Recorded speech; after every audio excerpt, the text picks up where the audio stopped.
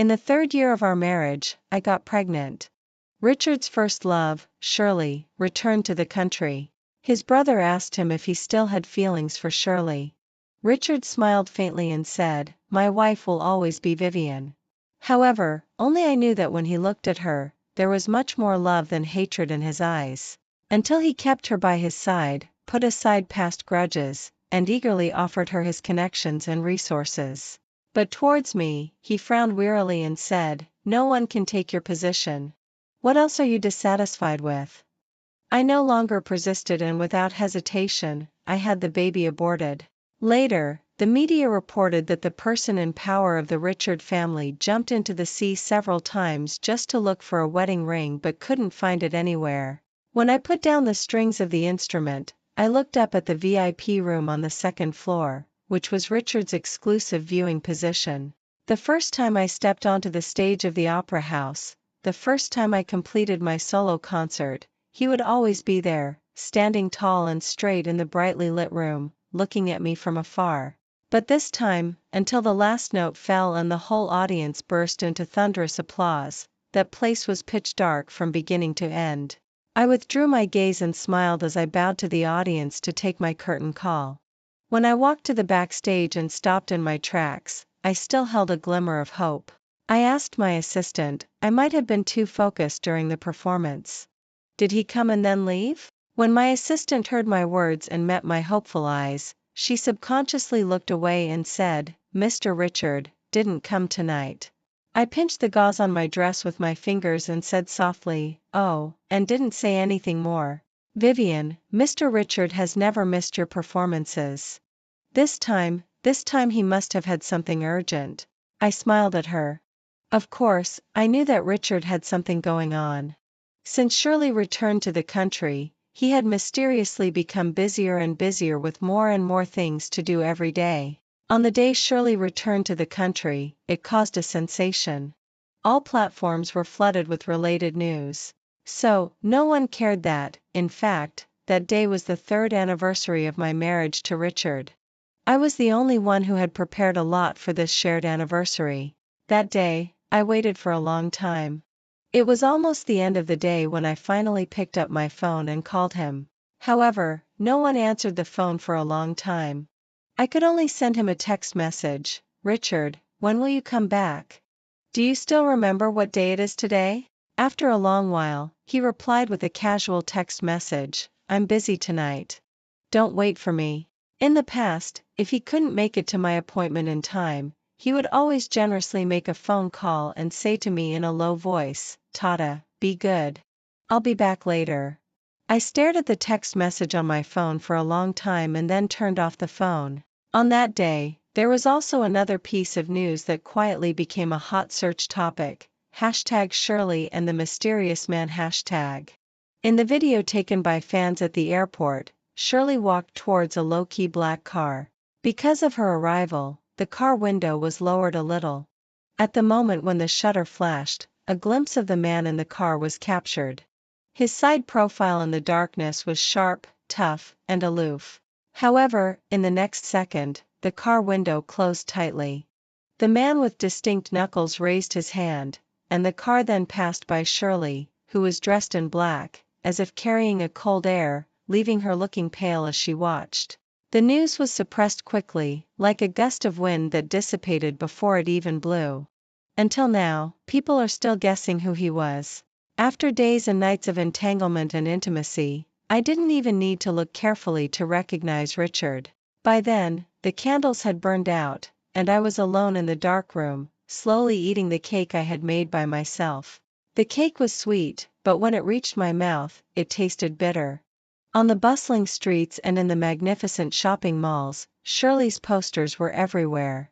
She had only been back in the country for 3 months and had already made a comeback to the front line, with her popularity and traffic soaring. His blatant actions had made me a laughingstock. When I came back from the theater and the car drove into the villa, my phone pushed out Shirley's Weibo post. I clicked through the 9 pictures one by one until the last one. Half of a man's hand was shown, and there was a mark of a ring on his ring finger. That was the hand that had once put a wedding ring on me. When I looked up, I saw a tall woman wearing sunglasses. "Miss Vivian," she called out to me, took off her sunglasses, and got straight to the point. "He has another home in Shishan apartment. Do you know that? It's the home for me and him." I turned to look at her. From the initial pity to the current resentment, Shirley had turned me into a miserable, bitter woman in just 3 months. I tried my best to restrain my tone and said, "It's useless to tell me these things. If he really loves you, why do you have to hide in the shadows? Of course, he didn't love me either. Otherwise, how could he bear to let me suffer like this?" The smile on her lips froze, and all the smugness in her eyes disappeared. "Without me, why do you think he would marry you? 18 years old, in a white dress, with long black hair." She curled her lips with a smile. "Back then, you were full of my shadow, Vivian. You're just his second choice. Now that I'm back, it's time for you to step aside." "I'm just his second choice," I smiled faintly in a daze. Over the years, I had also learned a bit of Richard's casualness. I said calmly, "Then you persuade him. As long as he agrees to the divorce, I have no objections." As soon as I finished speaking, the gate at the foot of the mountain suddenly opened. A car drove straight in and stopped in the middle. Richard, who got out of the car, had a cold expression on his face. His black coat fluttered backwards as he walked, and his handsome face was furrowed with a frown. He ignored Shirley and, without paying attention to her soft calls, looked straight at me and put his hand around my waist. "Richard." Shirley's face turned pale, and she bit her lip and called out. Richard forcefully grabbed my wrist, not allowing me to struggle, and turned his head to say to her, "Did you take my warning as a deaf ear?" He signaled to the guards at the gate, "Drag this person away." After getting back in the car, I looked at Shirley, who was constantly struggling, and pulled my hand out of his. "Aren't you tired of acting? If you want to punish her and make her regret and realize her mistakes, a few times would be enough. If you keep going like this, you'll be the one who regrets it in the end." I was so tired and sighed, "Since you can't let her go in your heart, let's part on good terms." Richard squeezed the cigarette box in his hand and said with a smile, "Vivian, don't throw a tantrum at me." I clenched my sleeves with my fingers and said softly, "I'm not throwing a tantrum, I'm not throwing a tantrum. I just clearly realized that the relationship I thought was pure had finally been tainted." He chuckled softly, crossed his arms, tilted his head back, and closed his eyes for a short rest. "What else are you dissatisfied with?" His voice was indifferent and weary. "Vivian, as long as you behave yourself, we can be together forever." "But Richard, I don't want to be with you forever anymore." From the first day I came to Richard's side, I knew about his past with Shirley. The reasons for their separation were nothing more than the common shackles in the secular world. At that time, apart from his talent and good looks, he had nothing. The young man only had passion. And he couldn't afford the resources and connections that she wanted, so she didn't want to waste time with him. She said the most hurtful words and disappeared without a word, going abroad. He hated her, hated that she gave him a heavy blow when he was in the most difficult situation. He also hated that she left so resolutely and wouldn't lower her head for him even a little bit. But now, things have changed. Shirley probably never expected that. The poor boy she despised back then had now achieved success and held power. On the day Shirley came back, their mutual friends asked Richard in the group, "Richard, Shirley's back. What's on your mind?" In the next second, Jack in the group directly at the person who spoke, "Are you crazy? He's already married. What are you trying to stir up trouble here?" That person didn't care and kept asking questions. "Richard, do you still have feelings for Shirley? After all, you loved each other once. Everything is in the past. Now that she's back, don't make things difficult for her." I knew this person. He was Jiang Ming, who had always been in love with Shirley. It seemed that he wouldn't give up until he got a positive reply from Richard, so he kept at him. After a long while, Richard replied casually, "What does it have to do with me? Can any random person be brought in front of me?" Although these words seemed calm, those who knew him well knew that this usually cold-hearted person was clearly emotional at this moment. Immediately after that, he sent another sentence, jokingly, my wife is right here. Do you want me to get beaten up when I go home? The group instantly fell silent, and no one said another word. First love and substitute, what a cliched combination. No one would believe that I was Shirley's substitute because I didn't resemble her in any way. After I got together with Richard, I only met his friends a few times. At one gathering, he squeezed my hand and went out to smoke. His friends looked at me without any scruples and said, "Is Richard looking for Shirley's substitute? She doesn't look like her at all. Could there be something similar that I don't know about?" I suddenly looked up at him. That was the first time I heard about the so-called substitute thing. Later, Richard somehow heard about this.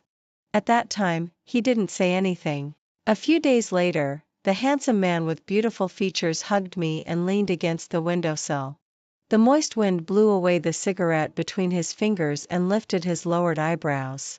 The half-burned cigarette was pressed into the palm of that person's hand that day. A smell of burning flesh spread, and he didn't even blink, saying indifferently, "If you don't know how to talk, just shut up. If it weren't for your old man's sake, this cigarette would have been stabbed into your tongue today." That person was sweating coldly while biting his teeth to apologize to me. I leaned against his arms in a daze, a bit at a loss. Richard lowered his eyes and pinched my face. "There's never been anyone who's a substitute for another. I can tell them apart. Vivian will always be Vivian." But perhaps he didn't know that for me, the most helpless sadness was precisely that he could tell who was who. Vivian is Vivian, and Shirley is Shirley. There's no one who's a substitute for another. Maybe it's just that he loves Shirley more than he loves me. That's all. In the first month after Shirley came back, Richard and I ran into her by chance at the Cloud Club. She was wearing a long white dress, had an oval face, and a pair of watery almond-shaped eyes. She used to be the leading actress of director Ku, who was extremely popular in the past.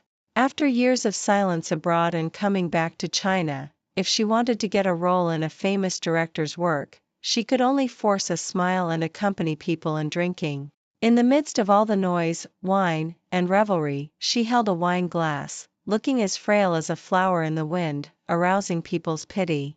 "Shirley, if you want to make a living in this line of work, you have to lower your head sometimes. It's just a little game. Only when the people at this table are happy can you have hope for your role in the play." A burst of malicious laughter rang out. I looked up at Richard beside me.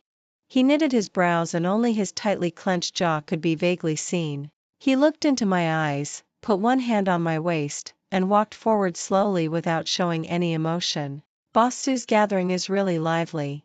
I wonder if my wife and I have the honor to join in the fun too." He showed up without being invited. As his cold voice fell, the whole room became silent. Pushing through the crowds, Shirley looked at Richard in a flustered manner. He avoided her gaze and didn't even glance at her. He just took me to sit in the main seat. Everyone was respectful, pouring wine, flattering, lighting cigarettes. So, no one paid attention to Shirley in the corner anymore. I lowered my head and straightened my waist a bit uncomfortably, sighing inwardly. The big hand around my waist tightened again and again. He didn't care at all. The hand with bulging veins was almost crushing me. That night, from beginning to end, we didn't say a single word to Shirley. A busybody came up to inquire. Richard's fingers holding the cigarette trembled slightly. The next second, he smiled lazily. "Blind? Can't you see my wife sitting here?" That person met my gaze and smiled awkwardly to make amends. When we were leaving, Shirley was still sitting there with her head down, her arms crossed, all alone. However, those people, contrary to their usual behavior, respectfully apologized to her. "Shirley, the role in my play is tailor-made for you." I looked back. Her dark eyes were stubbornly fixed on Richard's back, as if trying to confirm an answer. But the answer was obvious. He resented her and blamed her, yet he still didn't hesitate to support her. After all, he couldn't bear to see Shirley being bullied in such a shabby way. That night when we got back, in the hillside villa in the western suburbs, Richard was half drunk and sank into the sofa with a slight frown on his brow. I raised my hand, trying to smooth away his worries, but didn't know how to do it. I just gently traced his outline with my fingers. Reluctantly and unwillingly, I engraved him in my heart. After a long while, I finally said, "Do you still have feelings for her in your heart? As long as you say no, I'll believe you." The whole room was silent. There was no response, but I knew he was listening. After a while, those eyes like cold pools opened. The coldness that he didn't have time to hide stabbed straight at me. He twitched the corners of his mouth, pulled his tie open with one hand and threw it casually. With one hand, he clamped my chin and dragged me in front of him. His voice was calm. "Do you love me that much?" I looked at the corners of his eyes that were reddened by drunkenness. His fair face was like cold jade. Before I could open my mouth, his kiss came down forcefully, carrying a trace of overwhelming anger.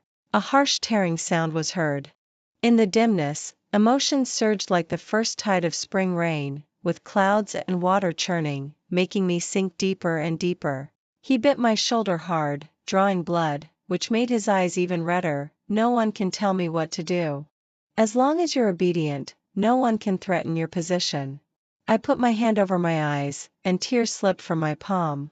Deeply in love, we were passionately entwined. I bit my lip and murmured, "I love you so much. I love you." I couldn't let go, so I had no choice but to stake everything on him with all my courage. I bet that I could sweep away the old ashes in his heart. But the most taboo thing in love is gambling, because emotions are always hard to control. It's bound to make you suffer so much that you can see clearly only after reaching the depths of hell. I thought Shirley was Richard's past. The reality was cold and cruel. It always tried to tell me in various ways that in a relationship, for some people, as long as they turn back, the future will never be able to move forward. In the second month after Shirley came back, on the day Richard went on a business trip, I received a call from an unknown number in the early hours of the morning. As if there was some kind of invisible guidance, I didn't hang up. After a while, I heard a hoarse female voice asking slowly, will you get divorced?"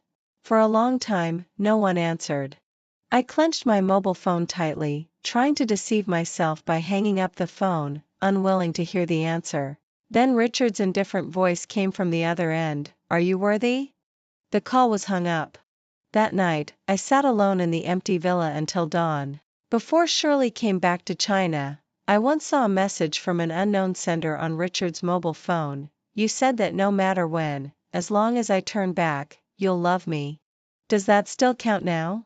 He didn't reply to her message, but everything he did was telling her that it counted, everything counted. Just 3 months after Shirley came back to China, Richard personally took her and handed her over to Amy, the ace agent, helping her open up the first path. For the second path, it was a key project play designated by the publicity department. Many first-line big shots were vying for a chance to show up, but Richard didn't hesitate to give it to Shirley. He had always been generous, hadn't he? When I met him, I was 18 years old. There was an angry look of dissatisfaction and unwillingness in my eyes, and beside me was a violin smeared with oil stains. In the magnificent hotel lobby, there were overweight guests with greasy hands, and a bald man whose head was bleeding because I hit him. "Damn bitch, how dare you hit me?" I raised my head, my eyes full of anger. "I'm just working part-time. You have no right to lay your hands on me." I didn't know that the person I hit was the young master of the Han Hai group. With just a finger, he could make me and my seriously ill mother have no way out. When no one dared to stop his anger, Richard walked through the revolving door in a black overcoat. His casual gaze took a casual glance and met mine. At that moment, it seemed that the flowing water of the fountain, the people coming and going, and the flowing sound of the violin all stopped. Everything around became a blur, leaving only him and me, one being unattainable and the other being stubborn and aloof. Two parallel lines that would never intersect, but at the moment when he turned his steps, they could no longer be unrelated. No one knew what flashed through his mind from the moment he saw me to the moment he decided to stay. But he saved me, and I also climbed out of the mire and onto the avenue of stars. I became famous and also had a lot of money, which prolonged my mother's life for 3 years. At first, he would just occasionally ask Master Chen to pick me up and accompany him for a meal. I was always nervous and carefully called him Mr. Richard.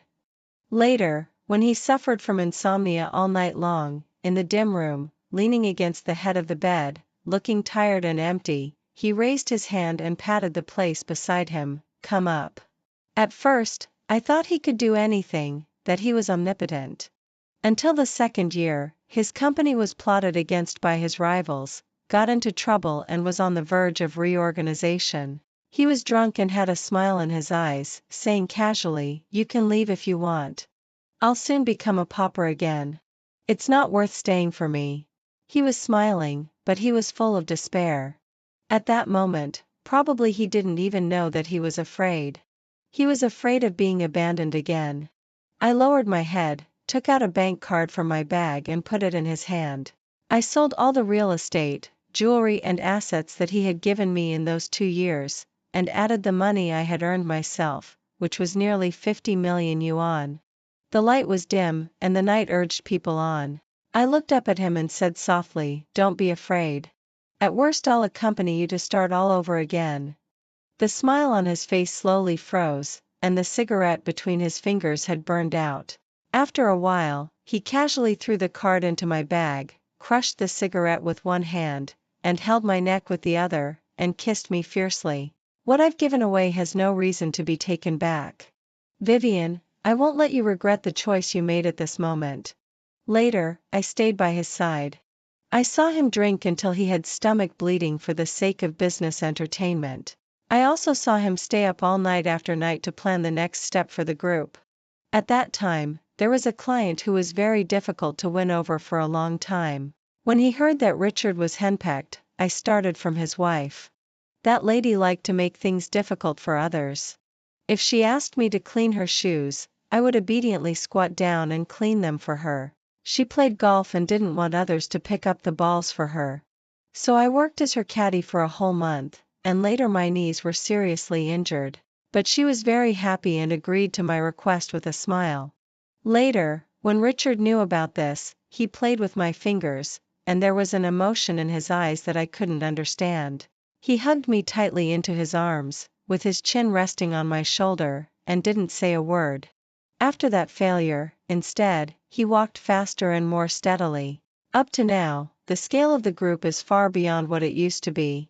Even so, during those years with him, I had never thought about the word marriage. Until one day, he was so drunk that he was in a terrible state, but his eyes were unusually clear. He smiled coldly, "Marry me, okay?" There were no flowers, no rings, no tear-jerking confessions, and he didn't even say a word about liking or loving me. It was just such a casual question. However, I had always been very tolerant towards him. This kind of proposal wasn't proper, was it? But it seemed that it could only be like this. What else could I expect him to do with more effort? So, knowing that I shouldn't be so irrational, I still replied to his drunken words, "Okay." In the years after marriage, everyone said that I was lucky to be so cherished by him. On my birthday every year, he would set off fireworks all over the city for me, causing a sensation in the whole city. He would also buy a necklace worth tens of millions of yuan without hesitation just because of a casual compliment from me. No matter how late it was, whether it was a rainy night or a cold wind, he would always rush back and hold me in his arms. So much so that I also thought that he loved me deeply. He would even bend down and ask about my dream, "Want to hold a solo concert? Why didn't you tell me? It's just a matter of one word." I raised my head and smiled brightly, "I can do it by myself. Don't you believe me?" He looked down at me. His eyes were like stars shining on jade, his hair was thick and black, and his eyebrows were handsome and sharp. When he suddenly smiled, it diluted the cold and solemn aura that emanated from his bones. "I believe you. After all, you're Vivian." Looking back now, I suddenly realized that over the years, I had just lived as Vivian. On the day Shirley finished filming her new drama, I was sitting alone on the cold chair in the hospital.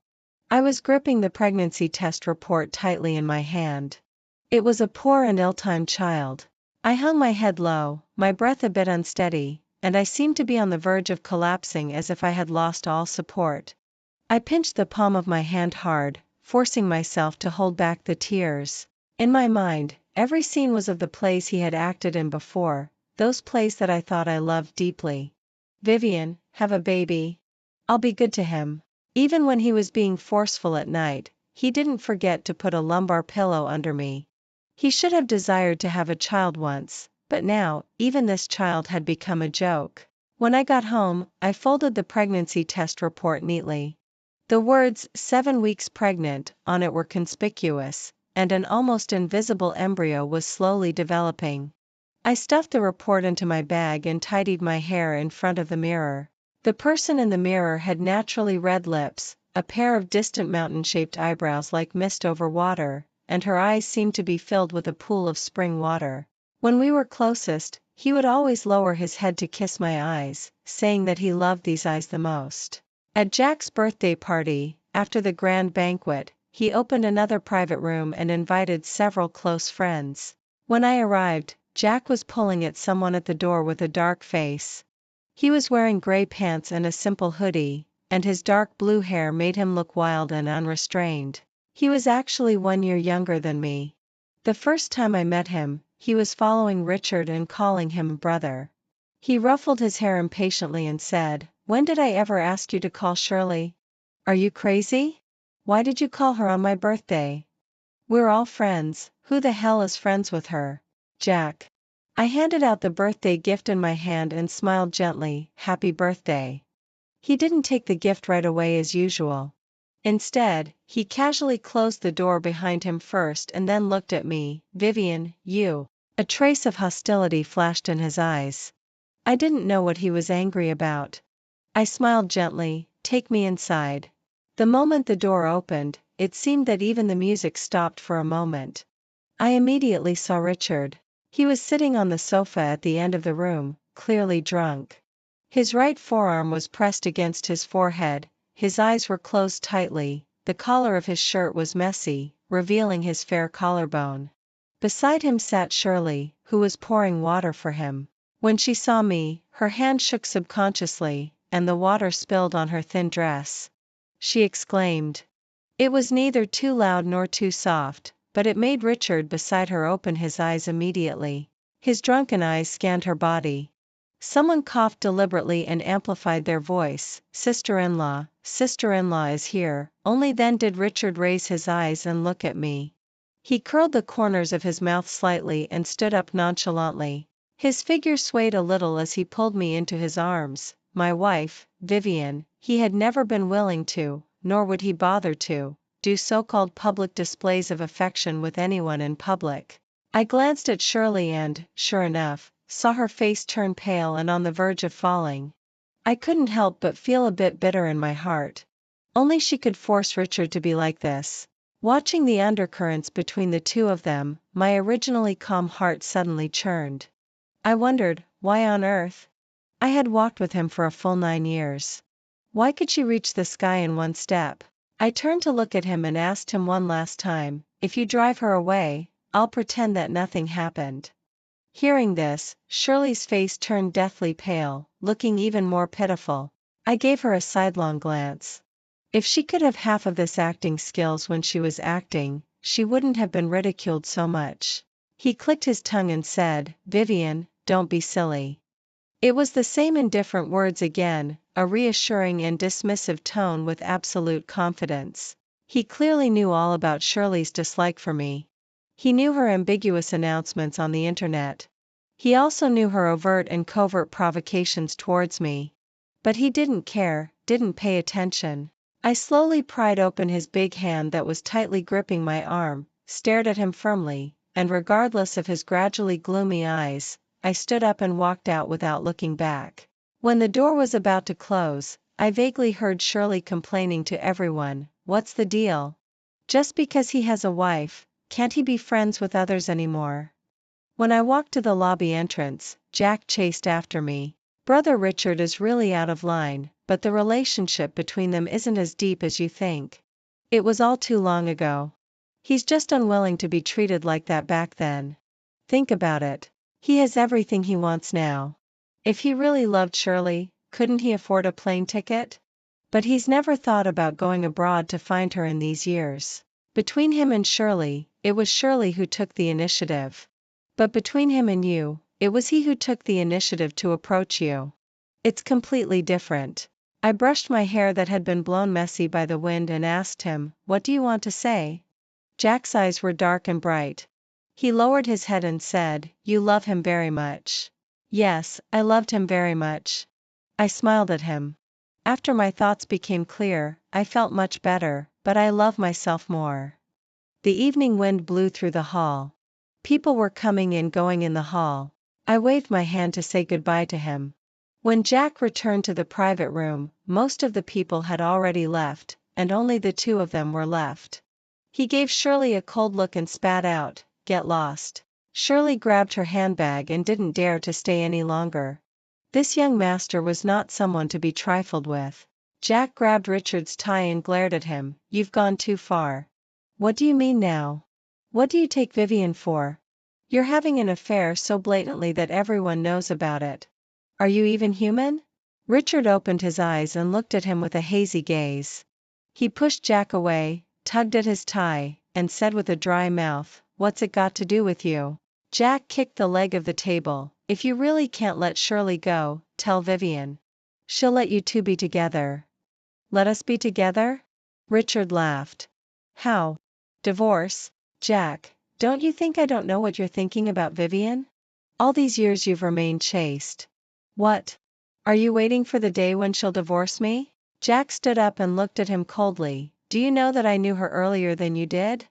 Richard watched his retreating figure and laughed softly, lazily saying, "Vivian will always be my wife in this lifetime. We won't divorce, Jack." The next day, suddenly there were many reports about me and Richard on the internet. They were all saying that there were problems in my marriage with Richard and that we were currently negotiating a divorce. I didn't know who released the news. The information was detailed and well-founded. Even I believed it 8 out of 10. Even when I went to a private hospital, I was photographed. It was written that because I couldn't have children, I frequently went to the hospital to have IVF treatments. Among these news items, Shirley suddenly updated a cryptic post on Weibo. "Good things are worth waiting for." For an actress, getting involved in someone else's marriage is something that can ruin her reputation completely. She wouldn't be so blatant.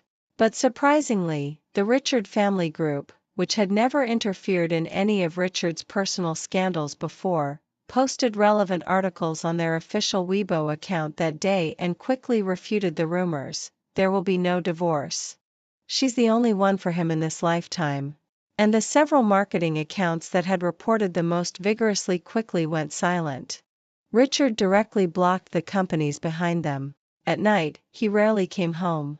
His shirt was messy, his tie was loose, and he had a suit jacket draped over his arm. Seeing me on the sofa, he sat down with his legs apart, speaking in a light tone as if nothing had happened before. "Why aren't you sleeping so late? Were you waiting for me?" "Oh." He tilted his head and thought for a moment. "I've dealt with all those rumors. The media nowadays only know how to spread rumors. Don't pay attention to them. I won't divorce you."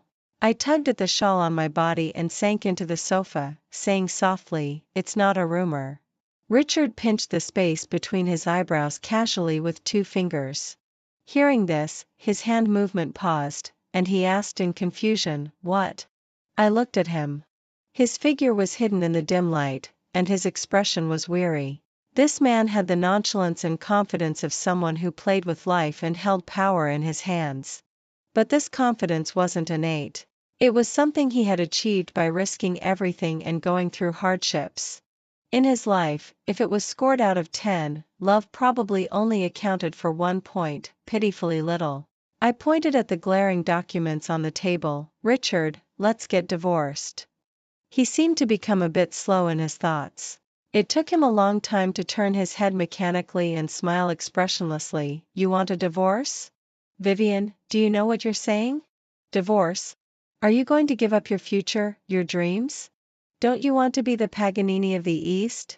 I filled in for him, the gold medalist of the Paganini violin competition in Italy, which is hailed as the highest award in international violin art. My already dead heart felt sour, swollen, and painful again. How ridiculous. He used my dream as a threat, yet he couldn't even remember my dream. He let out a heavy sigh and used his usual soothing tone. Yes, Paganini. Paganini, Vivian, are you willing to give it up? Sometimes I really wanted to peel open his heart to see what it was made of. Why did he think I hadn't made any progress until now?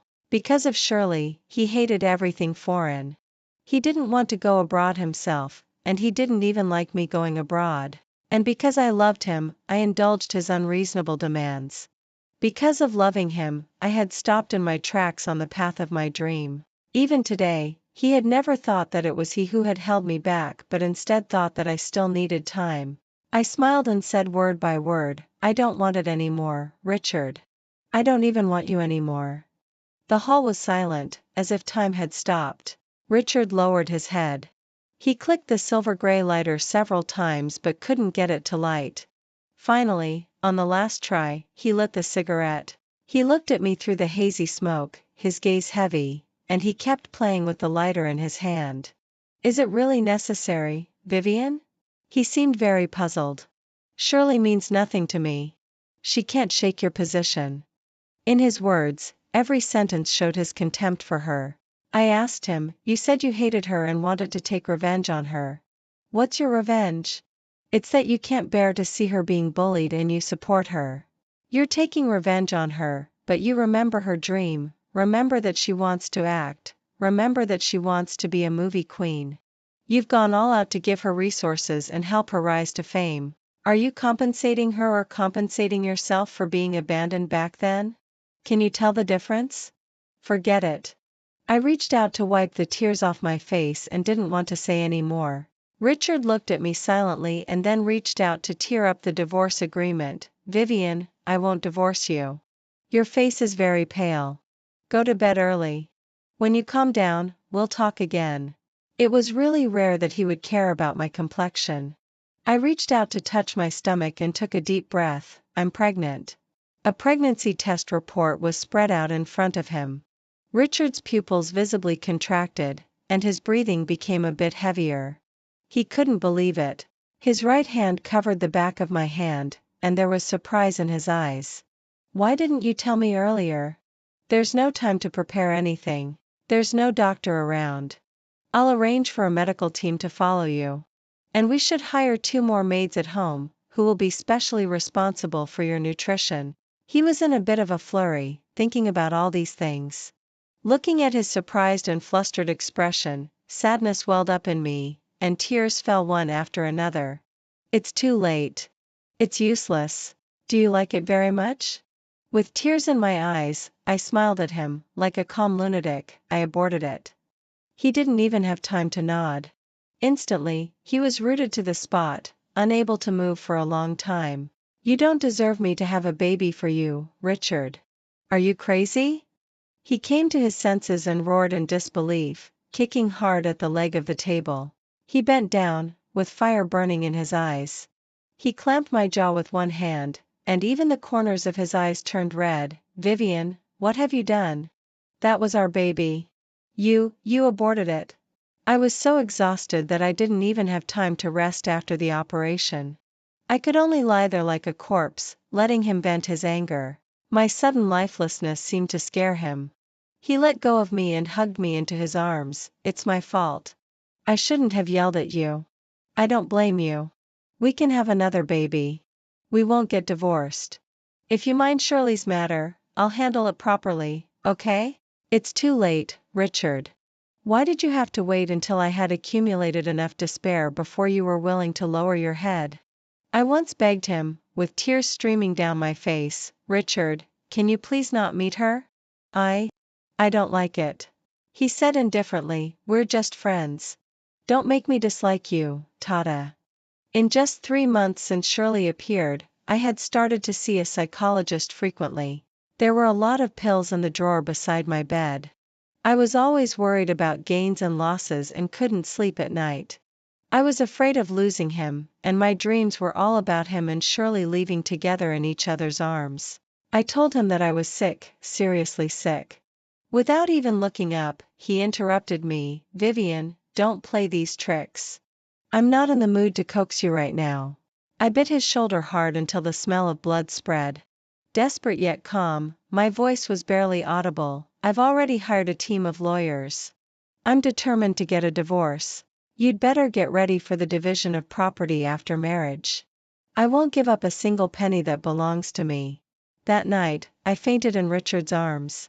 When I woke up, I stayed in the hospital for a few days, but I never saw him. He was so childish that he used the way of avoiding me to reject the divorce.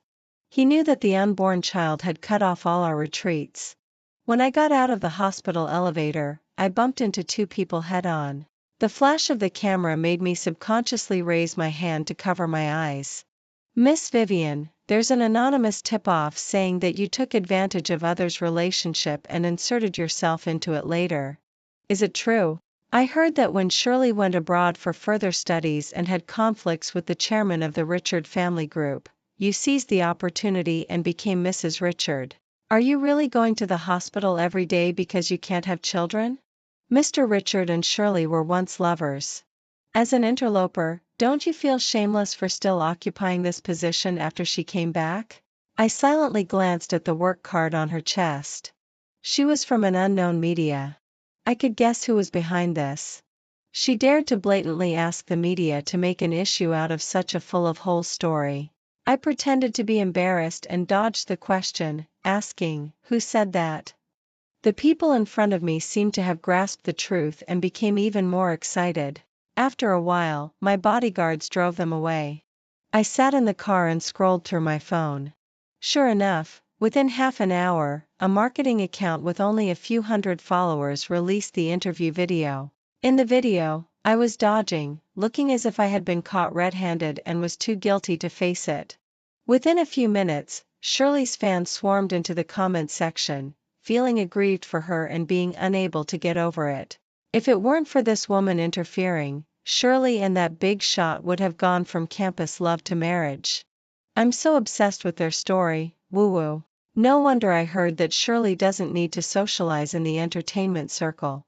So it's because the big shot can't let her go and silently supports her behind her back. As long as you turn around, I'll still love you, okay, he'll take care of her for a lifetime. Damn it, that woman is so shameless. I'm really fed up with these bitches who pick up what others left. Look at the way she plays the violin. She's obviously good at seducing men. I recorded the Weibo post and the video and sent them to my lawyer. Originally, I just wanted to get a divorce quietly, but Richard's tough attitude made it a bit difficult for me to start. When you're sleepy, a pillow comes along. Since Shirley gave me this opportunity, I would be sorry for her if I didn't make use of it. 2 days later, I was invited to attend a yacht charity auction and unexpectedly ran into Shirley. She seemed to have encountered something and looked much more haggard than before. I skillfully greeted several rich ladies. Shirley stood beside me with a glass of wine in her hand. She got straight to the point. I didn't expect Miss Vivian to be so clever, using the baby as a trick to firmly tie him to you. I admire you. Actually, you don't really want to divorce him at all, do you? It's just a trick of playing hard to get. I glanced at her lightly. Richard in the past really had poor taste. There were too many eyes in crowded places. While talking, we seemed to be chatting harmoniously and walked straight to the deserted deck. She tightened her grip on the wine glass and then smiled nonchalantly. Whether you think I'm cheap or shameless, I'm just trying to live a better life. I've always been chasing what I want. Back then, he couldn't give me what I wanted for the time being, so it was better for us to part. And now, he can give me what I want and he still has feelings for me. I don't mind lowering my head. She could face her ambition so blatantly. I smiled and said, "So, with your ability, you can't even make him bring up the divorce with me? You still need to go to so much trouble?" Apparently, this question stabbed her, and she avoided answering it. As long as you get divorced as soon as possible, I can come out and clarify things online. I believe you won't talk nonsense online. It won't do anyone any good if the truth is revealed. You love Richard so much. You should also be reluctant to let him be affected. I nodded knowingly. So that's how it was. Because I loved Richard deeply, Richard could take advantage of my love and do whatever he wanted. And Shirley also relied on my love that was so humble and threw dirt at me, asking me not to seek the truth. I was too lazy to get entangled with her any longer. Just as I was about to turn around and leave, Richard, wearing a black coat, walked towards us. Probably he wanted to stand up for Shirley again. I walked straight ahead without looking sideways.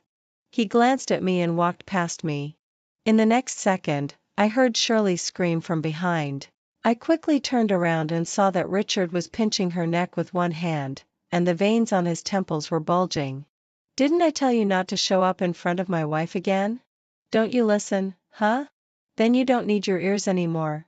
Shirley was restrained and had difficulty speaking. "Richard, it was just a chance encounter. I didn't mean it. Please, don't." I looked coldly at everything in front of me. When a man starts to act affectionate, he can probably even deceive himself. Richard let her go and chased after me from behind. That hand grasped my bare forearm again. I just felt a chill and quickly pulled my hand away. "Before, you always wanted to see glaciers. I'll take you there after I'm done with my work these days. Where else do you want to go? Just tell me. I'll accompany you everywhere in the future." I stopped and looked at him, extremely serious. "In the future, the sea I want to see, the wind I want to chase, the roads I want to walk on, thousands of mountains and rivers, the world is vast and free. I'll go to see them by myself. And there will be no future for us anymore." He clenched his fingers, his voice hoarse and trembling. "Is this the only way left for us? Am I really that unforgivable? You know, between her and me, it doesn't matter anymore." I interrupted him. "Whether there was something between you and her, whether you love her or not, it doesn't matter to me anymore. Because I don't care anymore. You're just saying angry words." He stared fixedly at my eyes, trying to find flaws. "You love me so much. How could you stop loving me just like that?" But the undisguised frankness in my eyes made him dare not explore further. He looked away. "What on earth should I do to make you not divorce me?" At this time, the yacht was slowly approaching the shore. There was still a distance from the port. I took off the ring on my hand, a simple and elegant ring band, the ring that he put on my finger himself, the ring engraved with his name. In front of him, I threw the ring into the sea without hesitation. After a while, I said to him, "If you can get the ring back, I'll agree to you." Anyone with a discerning eye knew that it was impossible. But he seemed to grasp the last straw. He took off his coat, pulled me to the deck, asked me not to leave, and said that he would find it. After that, he jumped into the sea without hesitation, plunged in headfirst. After a while, he emerged from the water and then disappeared again. He repeated this several times, attracting onlookers. Many reporters present smelled the gossip and started writing or making up stories. When I looked up, Shirley was standing opposite, looking pale, unwilling and unable to believe what she saw. And I, after taking one last look at the calm yet turbulent sea, turned around and left. He didn't want to get divorced and repeatedly begged me to change my mind. Was it really because he loved me? No, it wasn't. He was just used to the fact that I loved him, used to having someone loving him wholeheartedly and unconditionally, used to me having him in my heart and eyes all the time. As long as I turned back, things like Shirley's would happen again. Because the person he loved the most was always himself. I opened Weibo again only to find that even my small account had been dug out and flogged. At this time, on the hot search list, the person in power of the Richard family jumps into the sea for love occupied the top of the list. These media people are really talented at coming up with catchy names. And in the next second, the topic #Shirley quietly climbed up the hot search list. The top headline was all the counterattacks made by my agent team after spending 2 days and 2 nights. They found out all of Shirley's life trajectories both at home and abroad and clearly explained the affairs among me, Richard, and her. Even Shirley's past of using underhanded means to get roles and taking drugs when she was abroad was exposed one by one. Being snobbish, meddling in other people's relationships, each of these was enough to ruin her reputation. In an instant, the public opinion reversed. Her agent wanted to save that important play and came to beg me in the middle of the night. "I'll ask her to apologize to you on Weibo. Could you please say a few kind words for her?" Do you think it's okay? I didn't want to make things difficult for her. I pointed at the door to signal that she should leave. Which of these isn't a fact? If you can point it out, I'll apologize to her instead. Shirley's reputation plummeted, and she was even blocked by the official media because of her past drug use. Such a scandal also caused some fluctuations in the Richard family's group. The internal public relations department of the group reacted quickly and managed to quell the public opinion in time. As for Richard, he strongly resisted getting a divorce. Unfortunately, my lawyer team had already handed over all the evidence of his extramarital affairs to the court, going in and out of apartments and hotels together, using the couple's joint property to give gifts to a third party without permission. One after another, with all these things piling up, he had no choice but to agree even if he didn't want to. At the moment when he signed the divorce agreement, Richard held the pen and didn't dare to look up for a long time. When he was restless, he liked to pinch the tips of his fingers. During the years when I accompanied him to rise again from the trough, he had leaned on my shoulder countless days and nights, pinching the tips of his fingers all night long. Seeing that I had taken the divorce agreement and was about to leave, he got up in a flustered manner and stiffly tried to persuade me to stay. "Vivian, you'll regret it if you divorce me." But he would never regret it. I curled the corners of my mouth and didn't say another word. Epilogue. At the age of 28, Vivian finally boarded the flight to Genoa, Italy. Jack saw her off at the airport. His dark eyes closely followed her figure. He had a lot of things he wanted to say, but in the end, he only asked her if he could have a farewell hug. Vivian smiled and generously hugged him. All he could get was a hug under the pretext of etiquette. Teatro Carlo Felice, a solemn and ancient theater. The people in the audience were closely watching the girl in the middle of the stage. She was wearing a white gauze dress and her black hair was tied low. She looked like a princess from the distant and mysterious East. The bow of the violin pressed against the strings, weaving closely together, and the beautiful notes flowing out slowly were sometimes like flowing water, sometimes like the spring breeze, almost making people lose themselves in it. The Oriental man in the audience had a cold face and a solemn temperament. He stared at her without blinking. The moment Richard knew that she had gone abroad, he didn't hesitate to follow her. It was only at this moment that he suddenly realized that he had once strangled the blooming of a flower. Thunderous applause rang out. The whole world was applauding for her blooming. He finally heard that they called her the Paganini of the East. She was the only Chinese woman who had won this honor so far. Only then did he see that she had been so close to her dream. Richard didn't dare to think further.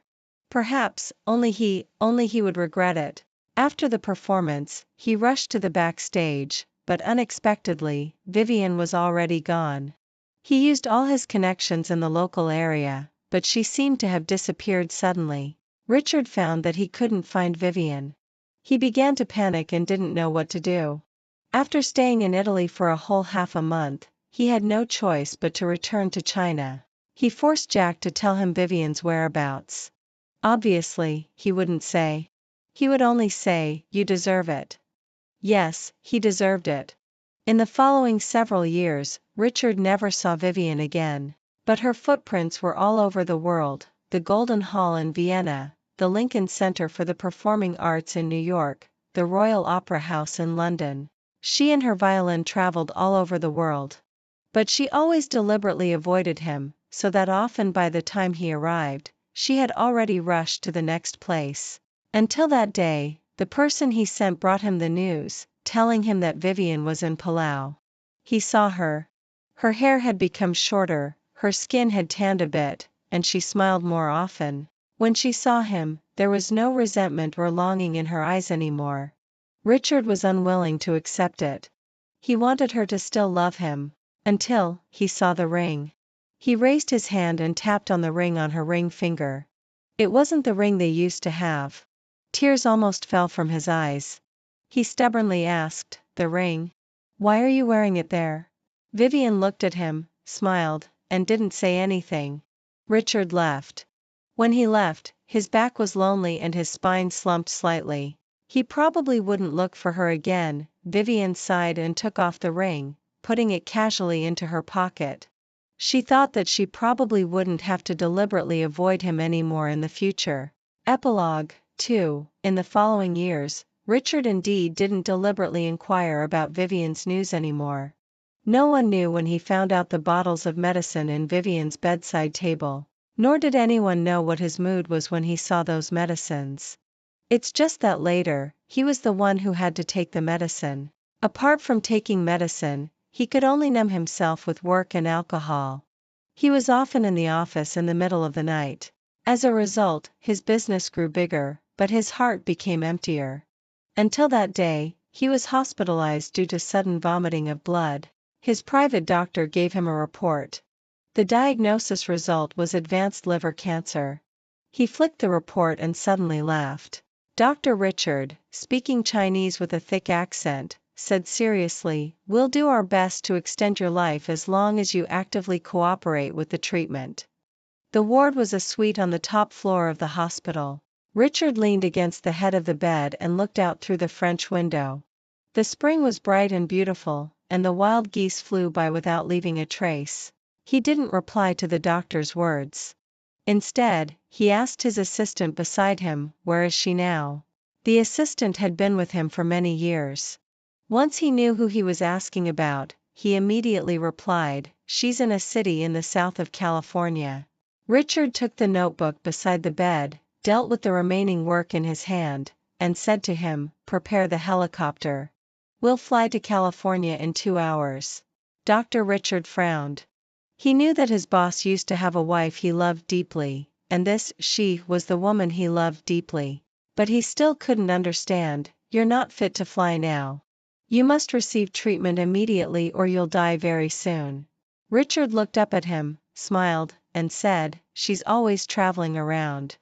I'm afraid that in a while I won't even be able to get out of bed.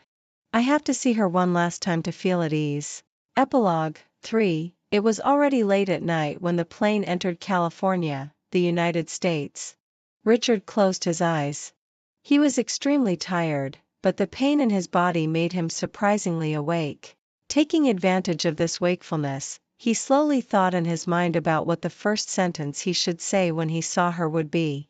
Or perhaps, it would be okay just to take a look and not necessarily have to say anything. Suddenly, the quiet cabin shook. Everyone didn't have time to react. Richard opened his eyes, his fingers tightly gripping the armrest, and stared fixedly out of the porthole. That brightly lit place was the direction where Vivian was. At this moment, he suddenly realized that there was one sentence he really wanted to say to her. Vivian had been living in a small city in California during this period. Her landlady was an elderly grandmother who liked to turn on the radio very loudly every morning. When she went downstairs, she vaguely heard the radio reporting that a private helicopter departing from Shanghai, China, had crashed in California, the United States. Vivian suddenly stopped in her tracks. The words Shanghai, China, kept repeating in her mind. She sighed in her heart that one never knew which would come first, an accident or tomorrow. At this moment, after wandering away from her hometown for many years, she suddenly wanted to go back to China, go back to Shanghai, go back to the land where she grew up. At this time, her mobile phone rang once, and a message was pushed in front of her. At around 5:12 local time, the private helicopter that Mr. Richard, a well-known entrepreneur, was on and heading for California unfortunately crashed. As of 10 a.m. local time, no survivors have been found yet. Vivian looked at the handrail of the stairs and slowly sat down. Holding her mobile phone in her hand, a hot tear fell from her eye and hit the mobile phone. She wiped away the tear and turned to look out of the window. The sky of California had kept the old acquaintance. The end. I've liked Jason since I was a child, but he had a crush on my sister. He would travel all over the country to buy the bags my sister wanted. He would also write hundreds of love letters by hand to fulfill all the romance my sister desired. He said, "Nina is a fairy and always deserves the best treatment." Finally, my sister was touched and agreed to be with him. However, it wasn't long before they broke up. My sister resolutely chose to go abroad. Since then, there has been a dissipated young master in the Jing circle. He not only indulged in a life of debauchery but also regarded me as his biggest enemy. Sometimes he would hold me in his arms and gently comfort me. Sometimes he would smile wickedly and introduce me to others. Irene, she's just like a dog by my side. Finally, I gave up and pushed him away with my own hands. Jason, I won't love you anymore. Jason deliberately let me hear that. The lights in the private box were dim and it was actually hard to clearly see the expression on his face. But I knew he was smiling at me with pure teasing and mockery. However, it was too noisy in the private box with all kinds of music mixed together. One of his buddies sitting next to him shouted at the top of his voice, "What did you just say about Irene?" Jason, it's too noisy here. I didn't hear clearly. Jason's smile grew even wider. He turned around and stared straight at me. He repeated it again and said, "Irene, she's just like a dog by my side and can't be driven away no matter what." This time, everyone in the private box heard it clearly. His smile was so malicious that the others in the box all changed their expressions. Someone asked him in a low voice, "Over the years, we've seen that Irene has been so obedient to you and would even give you her heart if she could. Jason, don't you have any feelings for her at all?" Jason chuckled softly and punched that person on the shoulder as if joking, "If you like her, I'll give her to you." He trampled me into the dust, and then others also started to make fun of me. They even laughed and said they wanted to line up to see how much of a bootlicker I really was. For a while, the private box was extremely lively. I was just standing at the door of the private box, looking into Jason's eyes, just like a complete joke. But he wasn't like this in the past. When I was a child, I was in poor health. Jason lived next door to my house at that time and supervised me to take medicine every day. When someone bullied me at school, he would show up immediately and stand up for me. There was actually no specific reason for falling in love with Jason. At the age when my heart first started to flutter with love, every time I saw him, my heart would always beat faster involuntarily. But he liked my sister.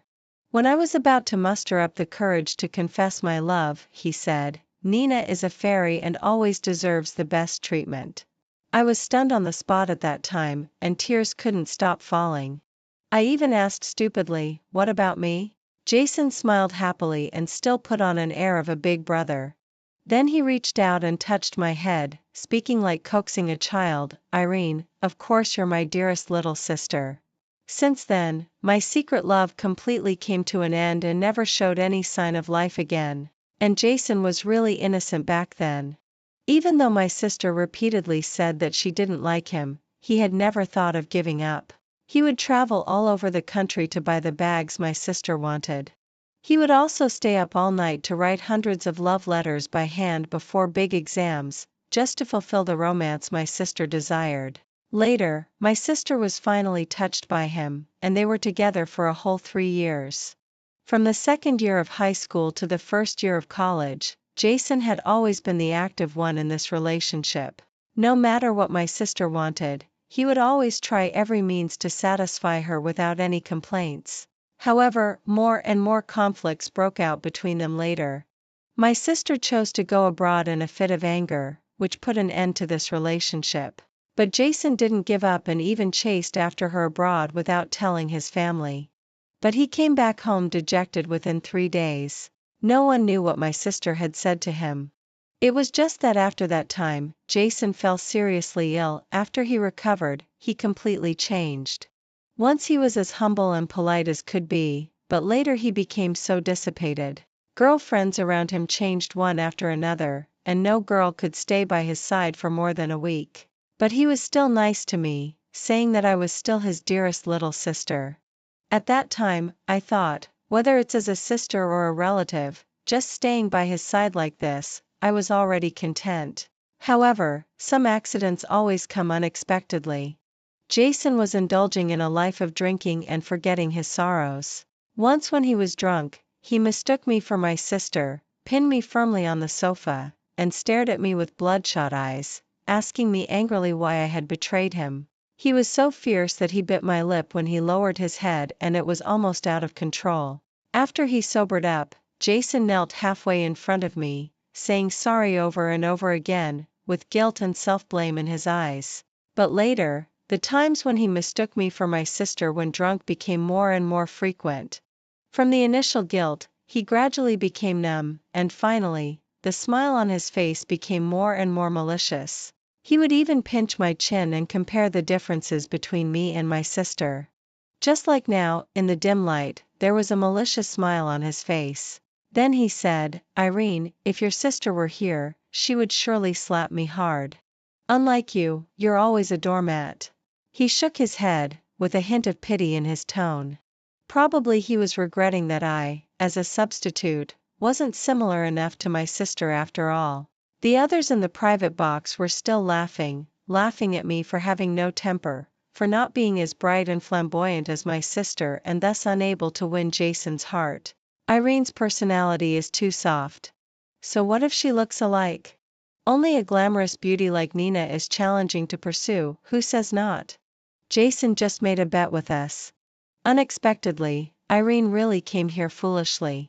Look at her like this, wearing slippers and with her hair loose, looking so flustered. It's obvious that she loves our Jason deeply. They were talking about me one after another, treating me like a joke. Jason, what's the meaning of this? You said there was something important, and it turned out to be this absurd bet? Because of a phone call from Jason, I didn't even change my slippers and rushed here overnight. But it turned out to be just one of his pranks. I didn't know how to describe how I felt at this moment.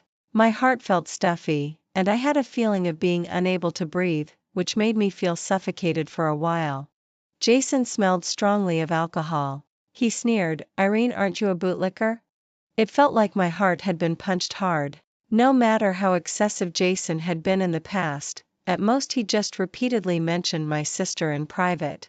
He had never humiliated me like this in front of everyone as he did today. Someone had already noticed that my complexion was wrong and said with an apologetic smile, "Jason is drunk.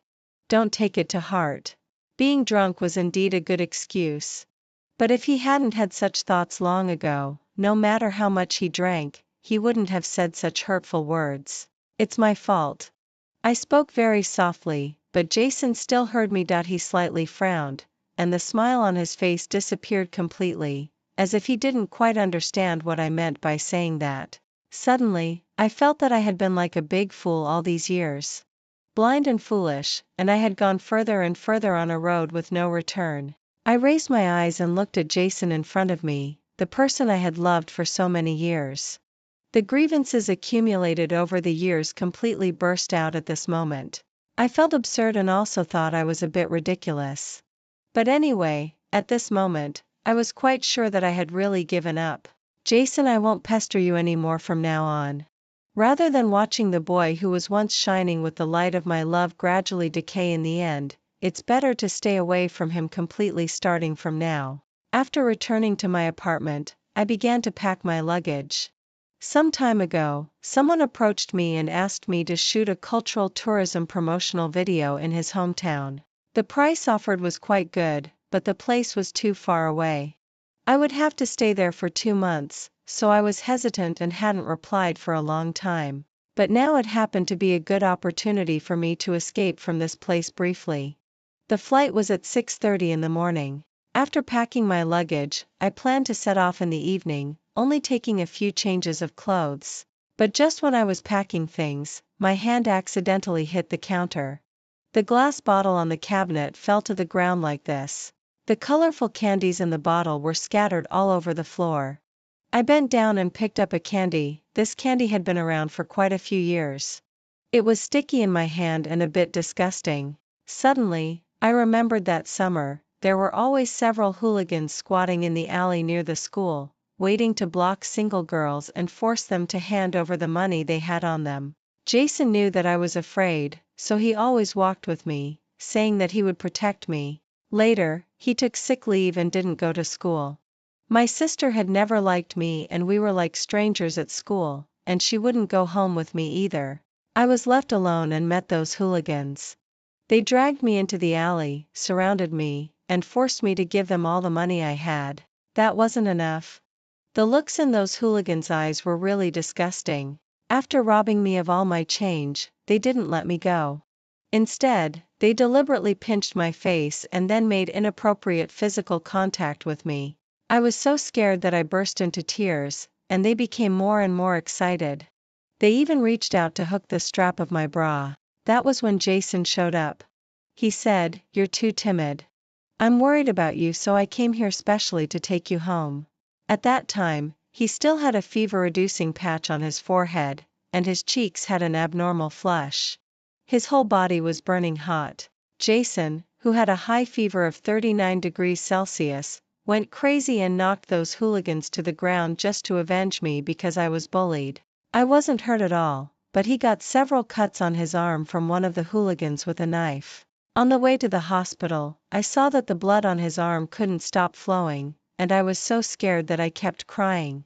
He struggled to get up and wiped my tears with his left hand that wasn't injured, gently coaxing me, "Irene, don't cry. Actually, I don't feel any pain at all." At the age when my heart first started to flutter with love, I encountered the cliched plot of a hero saving the beauty. But for me at that time, I really had no resistance at all. I was always crying, and Jason said that tears were too bitter. Then he used his pocket money to buy me a jar of candies and told me, "If you're sad, just eat a candy. Candies are sweet and I hope you'll be happy, always happy and happy for a lifetime." When he said that, his smile was so healing. The sunlight shone on his face, with a divine glow. I'm really a hopeless person.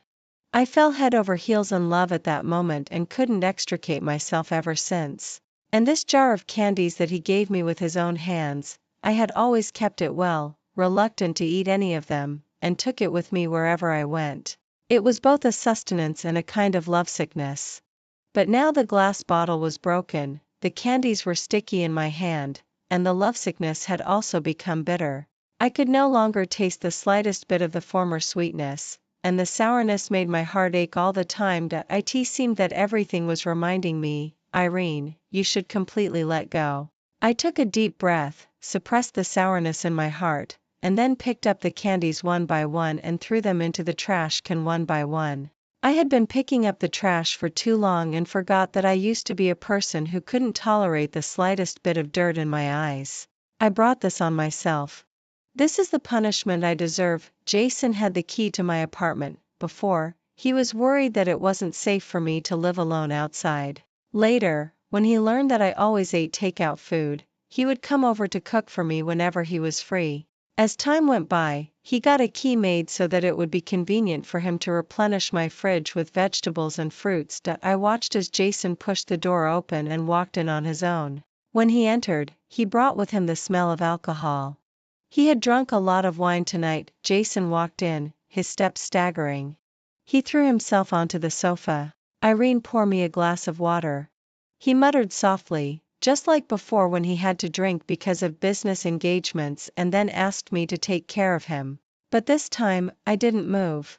I just stood in front of the sofa and quietly looked at Jason, who was already drunk unconscious. He also looked up and struggled to open his eyes. Suddenly, he sat up straight and grabbed my wrist. "Nina, why on earth did you betray me? Just because you said it was no longer fresh, were you going to throw me away? Nina, I loved you so much. Why did you do this to me? Why?" In the past few years, he had always mistaken me for my sister over and over again. Sometimes he would roar in anger, and sometimes he would hold me and cry, questioning and begging me again and again. But no matter which way it was, I clearly understood that Jason had never forgotten my sister. Suddenly, I felt very aggrieved.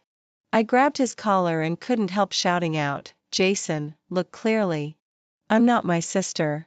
I'm Irene, Irene." It seemed that he understood. He let go of my hand and then slowly looked up at me. "Irene?" Jason murmured at once and then pulled at the corners of his mouth and smiled as if mocking himself. "Why is it Irene? Why, couldn't it be Nina?" I didn't know how to describe how I felt at that moment. I was powerless and angry, wanting to push him away and leave directly. But Jason suddenly bent down and picked up a candy from the corner of the sofa. He handed the candy to me. He said softly, "Irene is nice too, but she always loves to cry." He seemed to be lost in memories. Looking at the candy in his hand, he suddenly smiled. Here, after eating the candy, don't cry anymore. I almost fled from this place. I stayed away from Jason and those memories that I once thought were the most beautiful in my heart. I'm not a very strong-willed person. But once I've decided to give up, even if it feels like cutting a piece of flesh out of my heart, I can endure the pain. So what if it's bloody? It's still better than the disappointment and sadness that had accumulated bit by bit over the years like a dull knife. The plane took off at 6:30 in the morning. When I arrived at my destination, I took out the SIM card from my mobile phone and got a new one locally to contact Liam, my partner for the shoot. Liam had arrived 3 days earlier than me and had already scouted quite a few locations in advance. As soon as I got off the plane, the filming team arranged for him to pick me up and then take me to taste the local cuisine. Liam, are you sure the food in this place is good? It wasn't that I was being hesitant on purpose. It's just that the restaurant he took me to didn't look like a restaurant at all. Instead, it was more like an ordinary local household. There was no menu, and there were no assistants, there was only an old grandma in her 70s, slightly hunched over, busy in the kitchen. Liam nodded and then told me Grandma Lee's story while eating. When she was young, she had a lover. During the war in the country, her lover chose to join the army and told Grandma Lee not to wait for him. But Grandma Lee stubbornly waited for a lifetime. She chose to open a restaurant so that she could cook a sumptuous meal for her lover when he came back. There were so many regrets in that era. Nobody knew when they would meet again next time. Did Grandma Lee like that person so much that she would rather wait a lifetime than try to accept others? I asked in return. But before Liam could answer, Grandma Lee walked over with a smile.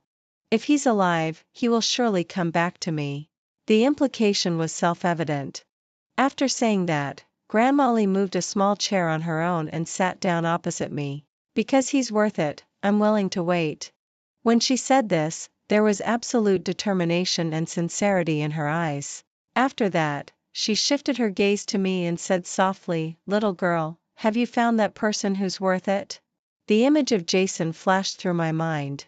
If it were Jason at the age of 17, I would have nodded without hesitation and said that he was that person worth waiting for. But now, he had made me hesitant, and I couldn't help shaking my head that I was blind before and liked someone who wasn't that good. I wasted quite a few years of my youth and got a lesson. It's probably karma. Grandma Lee listened to my words and couldn't help reaching out to touch my head. Since he's not worth it, then forget him. Our little girl is so pretty. You'll always meet that person who's worth it. I nodded vigorously. I'll forget. If that person isn't worth it, all the persistence is just a joke. It's better to forget as soon as possible. After eating, Liam took me for a stroll around the town. There was a group of children standing on the bridge, chatting in small groups. The smiles on their faces were so innocent that they infected everyone around them. As I passed by them, I couldn't help smiling. 2.1 of the older girls handed me an apple. "Sister, here you are." I was just about to reach out my hand when the little girl suddenly noticed that there was a bad spot on the apple. She quickly took out another apple from the bag and handed it to me. "The one just now was bad and couldn't be eaten. Here's a new one for you." I thanked her softly and then picked up the camera to capture the most beautiful smiles of these children. Liam, who hadn't said a word all along, looked at the apple in his hand after I took the photos, as if implying something. Even children know this truth. If it's bad, you can't have it.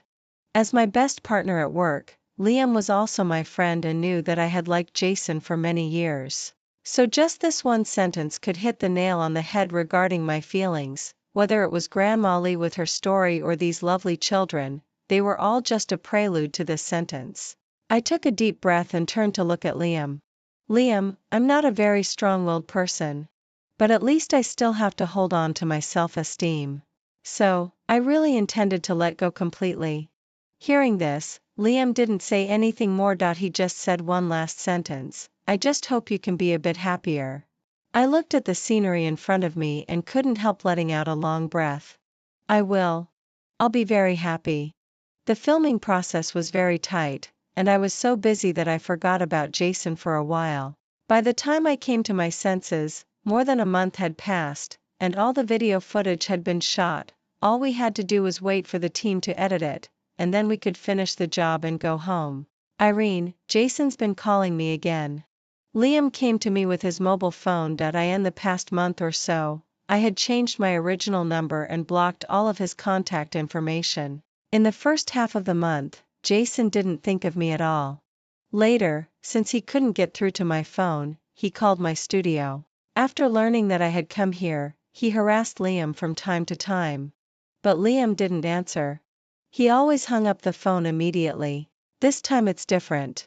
He sent me a message saying that your sister has returned to the country. Liam handed me his mobile phone. In the message sent by Jason, there was unconcealed excitement and joy between the lines.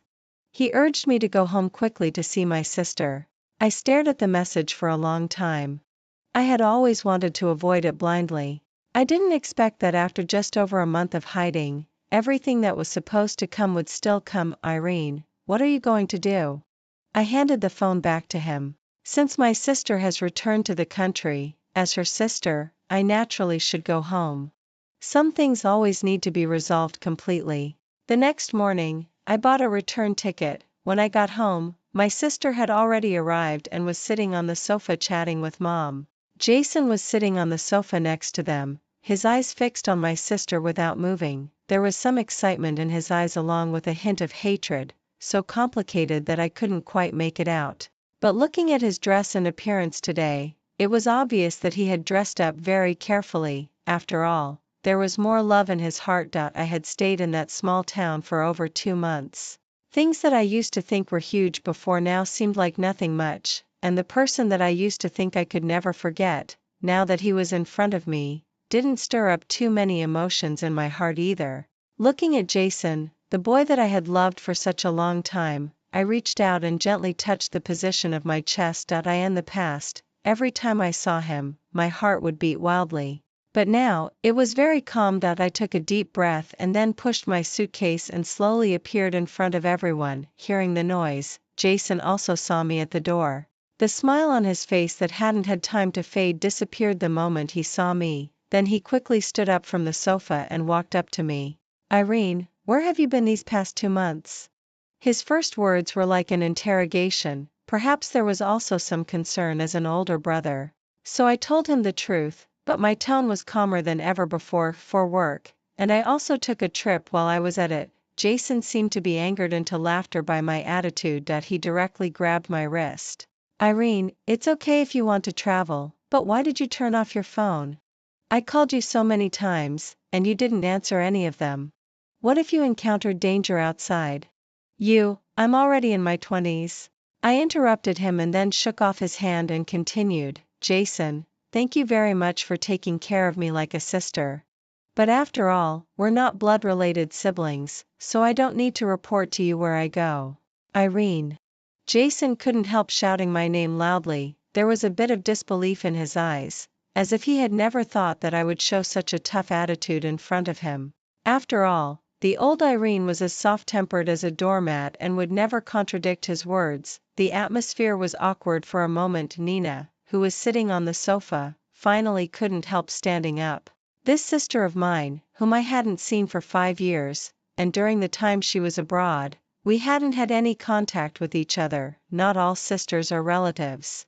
Nina and I, apart from our natural blood relationship, were even stranger than strangers. She walked up to me, reached out and gently touched my face, her tone as indifferent as ever. She said, Irene, do you know what I'm planning to do since I came back to China this time?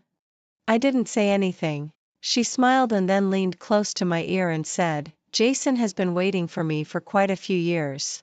I've had enough fun and I'm planning to come back and marry him. Actually, I hadn't failed to guess it either. I knew Nina's character too well. She had never been the type to take the initiative to say an extra word of nonsense to me. If she could show up in front of me with a smile on her face, she would always say something that would make me unhappy. It was the same in the past. Now, there was a bit of a surprise. I didn't like Jason anymore. So instead of seeing the pain and sadness in my eyes as she had hoped, I still had a smile on my face. a very sincere smile. Then I took her hand and said softly, "Really? Then congratulations, sister." After saying that, I turned to look at Jason again. "Congratulations to you too. You can finally get what you want, brother-in-law." After I called him brother-in-law, Nina's face suddenly changed.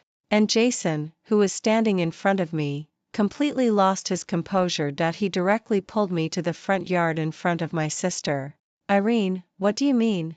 Jason stared straight at me, like the calm before a storm, forcing himself to hold back and not lose his temper yet. Frankly speaking, I didn't know what he was angry about. His first love, whom he had been longing for, had come back to China, and the only purpose of her coming back was to marry him. Shouldn't Jason be very happy? But perhaps he saw the confusion in my eyes and seemed a bit annoyed.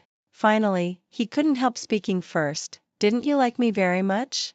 Why can you still smile? And you can even call me brother-in-law?" When it came to the last part, he seemed to find it a bit hard to say himself. "Why can't I call you brother-in-law?"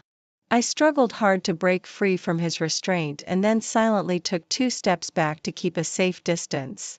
I remembered. And his current reaction was indeed a bit strange. However, my sister and mother were still in the living room. He suddenly pulled me out, and it was impossible not to arouse suspicion. So I didn't plan to continue arguing with him and deliberately provoked him. "Jason, don't tell me you've fallen in love with me, right?" He seemed to explode all of a sudden and quickly denied it. "How could I possibly fall in love with you?" "Irene, don't be so self-deluded anymore. Since you don't like me, then why do you care so much whether I like you or not?" I kept pressing him with questions. Finally, Jason was left speechless. He opened his mouth but didn't say anything. In the end, he just looked at me quietly, a flash of gloom in his eyes. "Irene, are you really so happy to know that I'm going to marry your sister?" I nodded without hesitation. "Yes, I sincerely wish you too well." Jason suddenly laughed. That smile looked a bit strange. He quickly turned around and strode towards the living room. When he was about to enter, he paused for a moment but didn't turn around to look at me. He said, "I've always liked your sister. Now that I see you've finally let go of your feelings for me, it won't be too awkward for the 3 of us." "That's good. We don't have the custom of getting engaged here." So after they decided to get married, both parents had already started preparing all kinds of things needed for the wedding. I had originally planned to move out, but my sister stopped me. She said, "Irene, although our sisterly bond is weak, after all, we are sisters with blood ties. I hope that during the time before I get married, our family can be together nicely." Since Nina said so and in front of our parents, of course I couldn't refuse. As a result, in the more than a month that followed, she always found various excuses and asked me to help her prepare all kinds of matters for the wedding. Whether it was the decoration on the wedding day or the dowry she was going to take away. Even the daily necessities they would use after marriage, Nina deliberately took me to choose them. "Irene, do you think this one is easy to use?" she asked straightforwardly and then giggled shyly to herself after speaking. "Jason and I haven't seen each other for several years. Now that we're back together, he's quite demanding. We need to prepare more of these things." I had no expression on my face. I directly took 2 different styles of daily necessities from her hand. Then I carefully compared them. "Sister, you're right. We really should prepare these things well." It was like punching cotton. My sister found it boring when she didn't get the reaction she wanted and then gave up the idea of continuing to tease me. And Jason also often came to our home to find her. The 2 of them had been separated for many years, and their relationship still needed to be cultivated, so they always went out for walks and trips together, and sometimes they didn't come back all night. But I didn't care about these things. Until, "Irene, now that your sister's big event in life has been settled, shouldn't you put your own marriage on the agenda?" At the dinner table, my mother couldn't help but start urging me to get married. Although I was 2 years younger than Nina, in my mother's opinion, I was already old enough to get married. Nina also smiled and echoed, "Yes, Irene. If you meet someone nice, bring him home. Both Mom and I can help you check him out." As for Jason, sitting beside Nina, he didn't say anything. My mother seemed to think of something. She quickly put down the chopsticks in her hand and then looked at me and asked, "The young man who sent you home last time was quite good looking. Was he your colleague? I think you can develop a relationship with him. What do you think, Irene?" I was just about to tell her that Liam was just an ordinary colleague. But before I could say anything, Jason, who had been silent all along before, suddenly interrupted, "Who sent you home last time?" Nina's face changed slightly, and then she said with a light smile, "It's just one of Irene's colleagues. He's really handsome. I've seen him several times. He seems to be a photographer too." In the evening, I was editing videos in my bedroom. Nina rushed in directly and started scolding me. "Irene, you're so shameless. After all, I'm your sister. You're thinking about seducing your future brother-in-law all day long. Do you think it's exciting?" She hadn't failed to notice Jason's strangeness during dinner in the afternoon. She had been suppressing her full of grievances and dissatisfaction until now before she exploded. "You can't keep an eye on Jason yourself. Why are you coming here to go crazy?" I wouldn't spoil her either. Besides, I had a clear conscience. Since they announced their plan to get married, I hadn't met Jason privately again. Even when the whole family was having dinner at the table, we hardly said a few words. Nina laughed. Her beautiful eyes were full of resentment. She reached out and picked up the family photo I had placed on the table. There was no Nina in the photo, just like there was no me in her family photo. "Irene, you'll never know how much I hate you." "You." "I know." I directly interrupted her. The reason why Nina hated me was always that she thought my birth had taken away the love from our parents that originally belonged to her. In this family, I was like an outsider who should be excluded in her eyes. You were always sick and had to go to the hospital every few days. You were as fragile as a glass doll. Mom and Dad were so busy taking care of you that they even forgot my birthday. I could only stay at home alone and eat the cake bought by the nanny. There were some tears in her eyes when she said this. Even after so many years, she would always remember this grievance and mention it again and again. I couldn't help but sneer, "Sister, don't you remember why I had to go to the hospital every few days? I'm not in good health, but I'm not that weak either. It was you. On your own birthday, you deliberately pushed me into the pond. It was a freezing winter day and I almost died. And because of that, I got a chronic illness and have to take medicine all year round. It's all thanks to you. If it hadn't been for her pushing me into the pond on her birthday, how could Mom and Dad have sent me to the hospital and failed to celebrate her birthday completely? Anyway, I never thought that I owed this sister anything. Even without these things, you shouldn't have liked Jason. I'm your sister, your biological sister." Nina tried to stand on the moral high ground. "But, sister, do you really think I don't know?"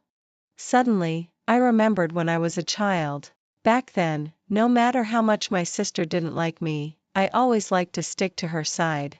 At the age when I first fell in love, she tentatively asked me who I liked. At that time, I didn't have any guard against her. And then not long after that, Jason suddenly told me that he liked my sister and wanted to be with her. Nina, you made yourself uncomfortable by being with Jason just to make me unhappy. Aren't you tired?" I looked at her, and a rare hint of guilt appeared in Nina's eyes. She avoided my gaze, not knowing what she was thinking. Finally, she gathered enough courage and looked at me with a smile. "Does it matter? Irene, I only know that Jason, whom you liked, has always only liked me. Even when I kicked him away like a dog back then, he still waited for me for so many years. I'm actually starting to like him a bit. Anyway, he'll only be your brother-in-law in the future. I hope you know your place and don't make it ugly for everyone in the end." After saying that, Nina turned around and left directly. Looking at her departing back, I finally couldn't help saying, "If you're just marrying someone you don't like to make me sad, sister, I'll think you're really pitiful." Nina's steps faltered slightly, and then she turned around and glared at me viciously. "Don't say these words here to provoke me. I know you like him very much. But since you tried to take the love of our parents from me back then I can only take Jason, whom you like, and make you sad and crazy for the rest of your life. Pitiful? I'm not pitiful at all. You're the only one who's doomed to suffer in this life. If I were still blindly in love with Jason, perhaps hearing these words would really make me very sad. But, what if I didn't love him anymore? Liam came to me and said that the studio had taken on a very important shooting project and needed me to go with them. I quickly got my equipment ready and was about to go out. However, before I even got out of the yard, I ran into Jason head-on. He looked at Liam standing beside me and then blocked my way. "Who is he?" he asked. "He's my friend, Liam," I replied. After that, I added, "Are you here to see my sister? She went shopping with Mom today. You can give her a call." Jason's face was calm. He slowly shifted his gaze back to my face. "Irene, after all, you're my sister-in-law. Don't be with those shady people. What if they have ulterior motives towards you? Your sister will be worried." I was so angry that I laughed. "Jason, you're trying to control everything. Don't you think you're meddling too much?" I spoke in a rather sharp tone. Jason's face also turned ugly, looking a bit incredulous. "Irene, I'm doing this for your own good." I shook my head. "But I don't need it." After saying that, I directly pulled Liam and walked out. However, when we were almost at the entrance of the community, Liam, who hadn't said a word all this time, suddenly stopped in his tracks. "What's wrong?" Liam looked at me and suddenly smiled. "Actually, he's right. I do have ulterior motives. Irene, since he's getting married, would you consider me?" I was just about to tell him not to joke around, but seeing the serious expression on his face, I didn't know what to say for a moment. "Liam, Unfortunately, before I could finish my sentence, a dark figure suddenly flashed by, then Jason and Liam started fighting again. Jason punched him in the face. "I knew you had bad intentions. Jason." I quickly reached out to grab Jason's arm. Because of my action, Liam got a chance to catch his breath. He quickly got up from the ground and then punched Jason in the face as well. With that punch, Jason was stunned on the spot. He reached out to cover his mouth corner, turned around and stared at me in disbelief. "You're protecting him. You actually—" There was unmistakable sadness and grievance in Jason's eyes. I quickly ran to Liam. There was a bad bruise on his face. I couldn't help feeling sorry and quickly took out a tissue from my pocket to wipe the blood from the corner of his mouth. "I'm sorry. You got hurt because of me." Because of my ignoring him, Jason finally couldn't help but roar, "Irene." After roaring, he grabbed my arm. His eyes were bloodshot as he stared at me fixedly. "What on earth is wrong with you? Irene, don't you love me the most?" I suddenly found it ridiculous. The person in front of me had actually always been aware of my feelings for him all these years. He had pretended to be deaf and mute over the years, repeatedly tormenting me by mistaking me for my sister. He was neither willing to completely push me away nor willing to take our relationship further, which finally led to this situation. I looked at Jason in front of me, with a somewhat malicious smile on my face. "What, are you jealous? Jason, do you like me?" "How could I possibly like?" Jason quickly wanted to refute, but he suddenly stopped when the words were on the tip of his tongue. His eyes wandered back and forth between me and Liam, and then he suddenly laughed. "Irene, you did it on purpose, right? You're jealous of your sister, so you just found a random man and brought him here, just to see how much I care about you. I'm telling you, stop playing these little tricks. I've always liked your sister." "You." A crisp slapping sound rang out, interrupting his unfinished words. I looked at him, with extreme disappointment in my eyes. "Jason, you make me feel sick now, you know that?" Perhaps what I said that day was too harsh. For a long time after that, Jason didn't show up in front of me again. As for Nina, as always, whenever she got a chance, she deliberately showed off her affection in front of me. Out of every 10 sentences she said to me, 8 would mention Jason, always wanting to see me in pain. I didn't want to pay attention to her, but she thought I was just pretending to be calm. After dinner, I went for a walk in the community. Nina also put down her chopsticks early, pretending to be gentle and kind in front of our parents, saying that she would accompany me for a walk. But once we were out of the yard, she immediately changed her appearance. Irene, no one knows you better than I do. You like Jason so much. Now that you're watching me marry him with your own eyes, your heart must be aching, right? She smiled ostentatiously, with a look of complacency in her eyes and eyebrows. I looked at her coldly. You're just trash. If you insist on treating it as a treasure, then don't make a fool of yourself in public. She seemed to be angered by my words and glared at me fiercely. You're just sour grapes. I'm telling you, Jason has always liked me, and he'll only like me in the future. I'll never regret marrying him. On the contrary, you'll have to call the man you like brother-in-law in the future. Your heart must be bleeding, right? I looked at her expressionlessly and suddenly felt that she was pitiful. Why bother? Just to compete with me out of spite and then marry someone who may not even like her, yet still be so smug, thinking that she has the upper hand. Nina, I looked at her and shook my head gently. You're as sick as I was before. On the wedding day, Nina seemed to want to prove that she was very happy. She specifically asked me and Liam to film the wedding for her. You're my dearest sister. You won't be unwilling to witness your sister's happiness, will you? In front of our parents and other relatives and friends, there were some tears in Nina's eyes, putting on a sincere look. I looked at Liam, who had been temporarily dragged here to help, and gave him a helpless smile. Then I shifted my gaze to Nina's face. Of course not. You're my sister. Naturally, I hope you can be happy. Actually, these words were rather insincere. I didn't care at all how Nina's life would be in the future. However, in front of the guests, she wanted to maintain a superficial peace, and so did I. Starting from the hotel, Jason came with the groomsmen to pick up the bride. The scene was very lively for a while, and Liam and I each held a video camera, recording the warmth of this moment. Anyway, since we were paid, we just regarded it as a job. When Jason carried Nina out of the bridal chamber, his steps paused slightly beside me. Nina's face looked rather ugly. Her hands were around his neck, but her eyes were fixed on me. Jason, we should go. Don't miss the auspicious time. Jason hummed in response and then quickly withdrew his gaze. Then, surrounded by the groomsmen, he left the room happily. Liam and I exchanged a glance. He seemed a bit worried. Irene, should we continue filming? I nodded. Since we've been paid, of course we have to keep working. After saying that, I followed the group until we reached the wedding hall. Liam and I deliberately found an excellent position. In a secluded corner, Liam and I were filming while chatting casually. Irene, are you really sure about this? I nodded. Since I came back from that small town, I had decided to go abroad for further studies. Before, I had always been thinking about Jason, and I had wasted my prime years.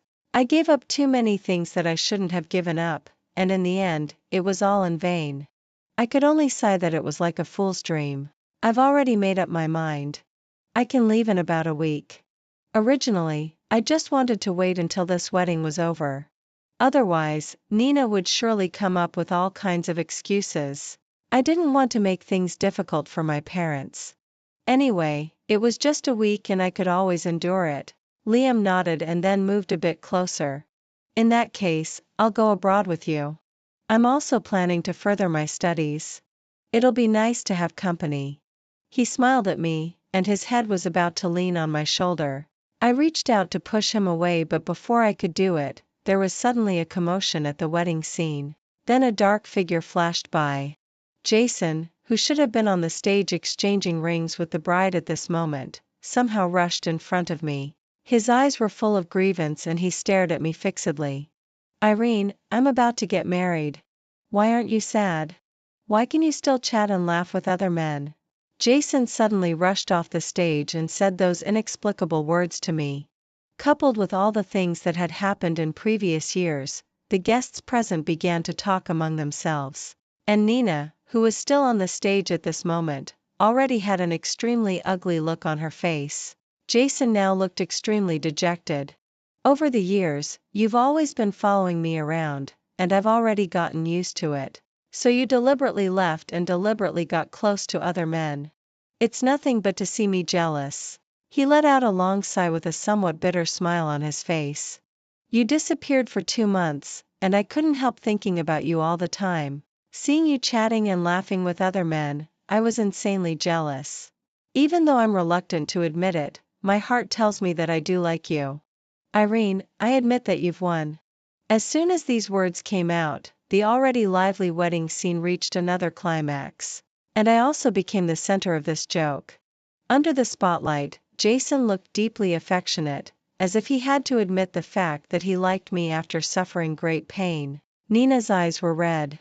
She lifted her skirt and walked towards me step by step, with a look that seemed to be crying and laughing at the same time. Irene, you're really good at scheming. In the end, you've won after all. I took a deep breath and finally couldn't help scolding, if you two are sick, go and get treated. This wedding ended in a farce. The wedding wasn't completed, but they had already got the marriage certificate the day before after asking a fortune teller to pick an auspicious day. So even though it became a farce, the two of them already had the status of husband and wife, and because of Jason's scene at the wedding, our Irene family directly became the gossip target in the circle. Nina hid in her room crying as soon as she got home, only saying that I had deliberately ruined her marriage. Sister, if you liked Jason, you should have told me earlier. You're my dearest sister. How could I not let him go for you? But anyway, you shouldn't have made such a scene at the wedding and made me lose all my face. She started with moral blackmail and pushed all the blame onto me. As for Jason, I don't know when he ran in. Before I could even say anything, he directly blocked in front of me and then said to my parents, uncle and aunt, don't blame Irene. It's all my fault. It's me. I couldn't help it and pushed him hard. Of course it's your fault. Jason, I'm now more and more convinced that I was blind in the past. If you're such a person, I'll think that my love for you over the years was completely worthless. And Nina, what are you pretending to be aggrieved about? I took out my mobile phone directly and clicked on one of the recordings, which was the conversation between her and me when she burst into my room at that time. I knew what kind of person my sister was, and I was also afraid that there might be some bad rumors later. So I had prepared this recording long ago just to prevent a situation like this from happening today. Listening to the content in the recording, Nina's originally aggrieved expression became distorted. There were still tears on her face, and now she stared at me with hatred all over her face. Irene, you did it on purpose. Mom and Dad advised Nina to get a divorce. It was just a farce. Even if they had already got the marriage certificate, as long as they stopped the loss in time, there would be no harm after all. Jason was also willing to get divorced and even offered most of his fortune as compensation. But Nina didn't want to. She stared at me fixedly, still looking so stubborn. Why should I get a divorce? If I get divorced, I'll make way for you, right? Irene, don't be wishful thinking. In this lifetime, I will never divorce Jason. Why should you be liked by the person you love? Just like you took Mom and Dad away from me? I will never give you and Jason any chance to be together. In response to this, I just wanted to say, she's really crazy. I respect other people's fates, so I don't care about how she chooses. Whether she gets divorced or not has nothing much to do with me. After all, it's not my name on the marriage certificate. Nina went to Jason's family by herself that night. On the wedding day, they fell out with each other. Jason had felt a bit guilty towards her at first, but after hearing those recordings, his guilt disappeared completely. He said coldly that he wanted a divorce. One side wanted a divorce while the other side refused to do so no matter what. There was a big quarrel that night, and they even got into a physical fight. Jason's forehead was directly cut open with a big hole, and he was sent to the hospital emergency room in the middle of the night. Blood flowed all over the floor, and even Jason's mother, who had liked Nina very much before, began to complain. However, the news that I was going abroad couldn't be kept a secret after all. The most excited one was Jason. Even though he had been beaten black and blue by my parents, he still ran to my door in the middle of the night and threw stones at my window. Irene, why on earth are you going abroad? I know I was wrong. I want to make up for you with all my heart now. Why won't you give me a chance? Irene. You're so heartless. I just made one mistake. It was so noisy, so noisy. The noise made me couldn't help pushing the window open. I picked up the book on the table and threw it hard downstairs. It's just that I didn't have enough strength and couldn't hit him in the face. Jason, if you had any self-respect, you shouldn't have come to me today. Because it was really demeaning. Just like how I was in the past. Mom and Dad also advised me not to go abroad since my health wasn't that good. But I didn't waver. I went to the airport when the appointed time came. Jason's eyes were bloodshot, and he looked very sad. Are you really unwilling to stay for me? I looked at him with an extremely calm tone. What are you? He had killed the person I liked the most in the past with his own hands. I hated him, truly loathed him from the bottom of my heart. So I boarded the plane without looking back, and I didn't look back even once from beginning to end. Several years passed. I had been studying hard abroad all the time. The process of absorbing knowledge was undoubtedly the happiest. I was making up for the time I had wasted in the past with redoubled efforts, just wanting to become a better version of myself. I hadn't returned to China for a long time, but news from China came one after another. Nina got pregnant and even deliberately sent me a message to show off. As a result, she always quarreled with Jason. During one of the quarrels, she was pushed down the stairs by Jason and the baby was miscarried. The relationship between the two of them was completely broken. Also, because of the family affairs, Jason could hardly focus all his attention on work. Jason's father had always been a not-so-good man, having affairs outside while maintaining his family on the surface. In the past, Jason was the son he thought was the most outstanding, so he could always restrain himself and didn't bring those illegitimate children home. Now that Jason was busy with family affairs all day long, the grandson he had been looking forward to for a long time was miscarried because of this quarrel. As a result, he finally chose to let his illegitimate child take over. Coincidentally, the illegitimate child was extremely capable and took away most of Jason's power as soon as he came. Now the two of them were competing with each other in the company every day. As for Nina, she was still as crazy as ever. She held on tightly to most of Jason's fortune and complained about her misfortunes every day, almost driving herself crazy. But all of these had nothing to do with me. On New Year's Day, I got together with others and played Truth or Dare. Liam asked, "Do you regret it?" I knew what he was asking about, so I shook my head decisively. No, I don't regret it. Who would regret giving up a piece of trash? Jason at the age of 17 was still the best young man in my memory. But the present him was so rotten that it made me sick. After answering the question, we continued to play the next round. But I didn't have good luck and lost again. Liam looked a bit nervous at this moment. He looked up at the sunlight and then said slowly, "The sunlight is very nice today. Would you like to let me be your new salvation?" The sunlight was dappled on the nearby lake, making the water glittering and very beautiful. I looked down at Liam. "The sunlight is very nice today. I can be my own salvation." New Year's wish: may every year be better than the last and may every day be filled with joy. May I be my own salvation.